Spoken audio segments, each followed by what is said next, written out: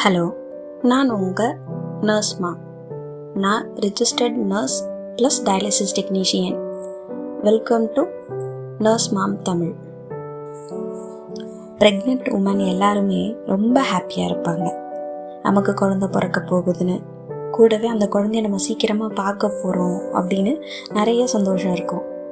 இது கூடவே கொஞ்சம் சின்ன பயமும் இருக்கும். நம்ம எப்படி குழந்தைய பார்த்துக்க போகிறோம், எப்படி ஹேண்டில் பண்ண போகிறோம், குழந்தை ஏன் அழுது, எதுக்கு அழுதுன்னு நம்ம எப்படி தெரிஞ்சுப்போம் அப்படின்னு சந்தோஷோட கலந்த ஒரு சின்ன பயமும் இருக்கும்.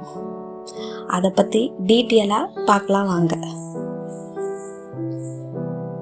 ஓகே, இப்போது குழந்தை பிறந்த 24 மணி நேரத்தில் நீங்கள் கவனிக்க வேண்டிய 5 முக்கியமான விஷயத்தை பற்றி பார்க்கலாம் வாங்க. Point number 1, feeding. பேபி முதல் 24 மணி நேரம் ரொம்ப தூங்குவாங்க. இது நார்மல் தான். ஆனால் நீங்கள் 2லேருந்து 3 மணி நேரத்துக்கு ஒரு தடவை எழுப்பி கண்டிப்பாக பால் கொடுக்கணும். ஏன் அப்படின்னா, நீங்கள் கொடுக்குற அந்த ஃபஸ்ட்டு 20 hours மில்க் கொலாஸ்டம் சொல்கிற சீம்பால். இந்த சீம்பால் தான் பேபியோட ஃபஸ்ட்டு வேக்சின். ஸோ அது கொடுக்க மறந்துடாதீங்க. Point number 2, urine and motion. முதல் 24 மணி நேரத்தில் குழந்தை ஒரு தடவையாவது யூரின் போவாங்க. இது நார்மல் தான். இன்னொன்று, ஒரு தடவையாவது யூரின் போயிருக்காங்களான்னு செக் பண்ணிக்கோங்க. யூரின் கண்டிப்பாக ஒரு தடவையாவது போகணும், அதை செக் பண்ணிக்கோங்க. அதே மாதிரி மெக்கோனியம்னு சொல்கிற கருப்பு நிற மலம் போகிறாங்களான்னு செக் பண்ணுங்க. அதை பார்த்து பயப்படலாம் வேண்டாம். இது நார்மல் தான், இன்னொன்று நல்லதும் கூட. Point number 3, baby temperature. பேபியோட காலு அப்புறம் கை விரல்களை செக் பண்ணுங்க.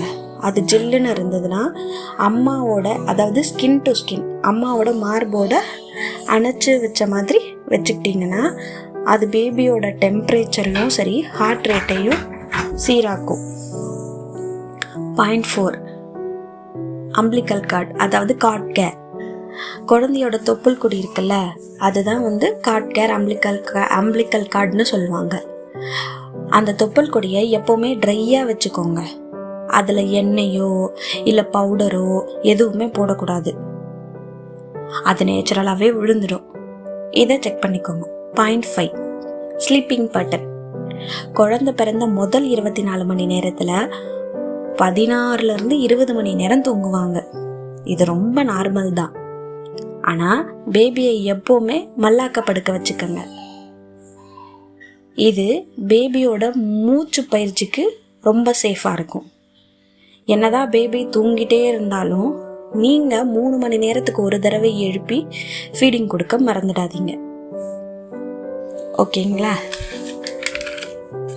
நான் ஒரு நர்ஸாகவும் ப்ளஸ் நான் ஒரு அம்மாவாகவும் சொல்ல வேண்டிய எல்லா விஷயத்தையும் உங்ககிட்ட ஷேர் பண்ணிக்கிட்டேன்.